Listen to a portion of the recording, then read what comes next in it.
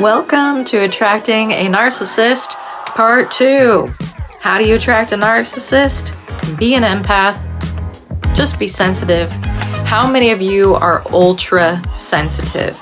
You can feel people's pain, or you just intuitively know that somebody is going through an astronomical amount of things in their life. I'm sure a lot of you resonate with this. So, how do you attract a narcissist? Just be you, because an empath is a narcissist's ultimate fuel source. They can live off of a narcissist's energy for an extremely long time. And as an empath, we may not pick up on narcissistic vibrations because we see the good in everybody. We resonate with their pain and traumas. So what is the number one way to attract a narcissist when you're an empath? Feel their pain, resonate with what they've been through, which then leads to making excuses for them.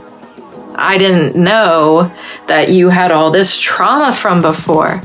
I can't believe you went through all that. No wonder why you act this way. Do you act this way from your traumas? Empaths and narcissists were both traumatized when they were younger, most of the time. I know for me personally, I am obsessed with touch therapy. And I learned as I got older that I have touch starvation. I just want to be held all the time. I want my hand held. I want cozy blankets on myself all the time. I want to cuddle. I want that physical touch validation that I am safe, that I am secure. And that's how I get that. Going into adulthood, narcissists learn that about me. How did they learn that about you? You tell them, right? You tell them. So make sure that you guard yourself if you don't want a narcissist, but tell them everything if you don't. Because as somebody who says, I really lack touch from growing up, what's the number one thing that they're going to start doing? Giving you that touch, giving you those cuddles, giving you that affection, giving you those hugs, whatever it takes to make you feel secure. And then once you're in that cozy spot, all that stuff is going to slowly disappear, and you won't even realize that you're giving everything and left depleted. You don't have that need filled anymore.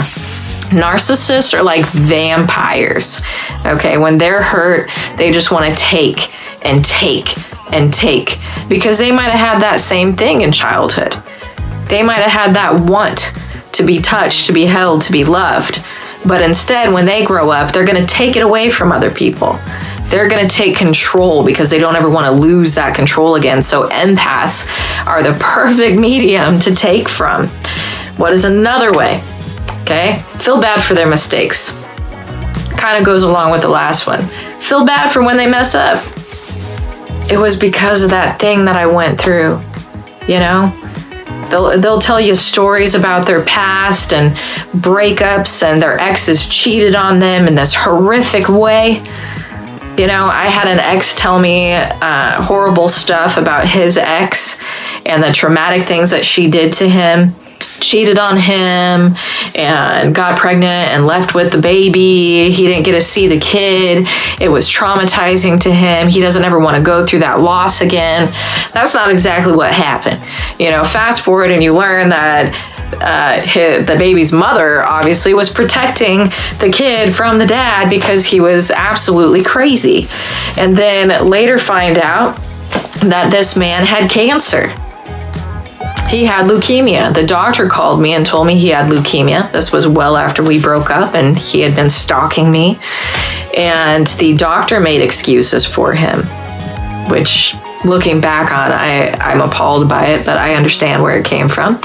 And he said, look, you know, his white blood cells are through the roof. They're sky high. So he's going to have extreme mood swings. He's going to act out. He's going to lash out because he has leukemia. I felt like a bad person for kicking him out, for standing up to myself, for standing up to our kids, non-biological, two different kiddos. I felt bad. And I immediately went to the hospital thinking I was horrible. as somebody who cares about people, how could I be so complacent to be so mean to him? Well, what do you think that did to a narcissist who did something astronomically terrible? I had an assault happen after a surgery, and he took great advantage of that. It was a gut-wrenching experience. So listening to a doctor excusing that level of behavior as due to his cancer symptoms, it's a tough one to swallow. And then going forward, I had a lot more happen to me from taking this guy back into the house, and I lost all control of everything.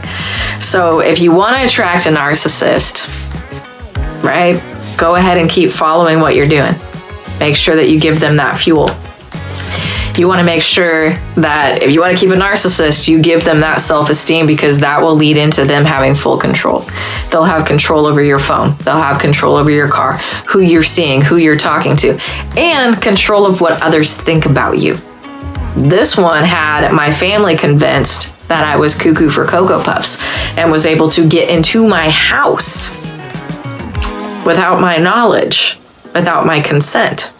So it's scary when you give a narcissist that control and that self-esteem, and you don't realize over time what you're doing, because most of the time it happens really slowly with all that love bombing and the mirroring, doing the same things you do, because they don't understand relationship dynamics or they know how to mass manipulate. So give them that control. And then what else do you want to do? Fill their cup all the way up. What happens when you give and give and give of yourself? You end up empty. So you fill their cup up. You support them in their work endeavors. You support them and take care of their children. You have Cinderella syndrome and take care of everything in the house because you don't want them to worry about anything, right? And then again, it's a slow process. One day you wake up and realize, I am literally doing everything and I am absolutely exhausted. And if you stand up for yourself, right, then it's like, who is this lady? Why are you being so mean to me? And it gets flipped around on you.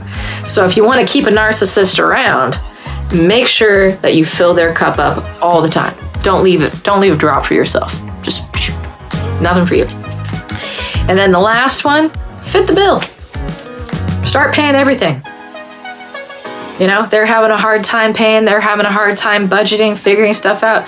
You just go ahead and take that on, because you're not taking on enough already, right? As an empath, you're not already taking on their soul and their pain and everything with everybody around you, right? Just go ahead and take that on, because it will leave you financially unstable in the end and unable to get away. So, what is the last way to keep a narcissist? Keep their pockets full. Keep their pockets full while yours dwindle down. So, do you want to know how else to keep a narcissist close by your side? Follow for number 3. If you resonated with anything in this video today, go ahead and drop a comment. If you don't want to go in detail, just hit the like button. We're going to have some crazy stuff coming up in the next one. Thanks for tuning in.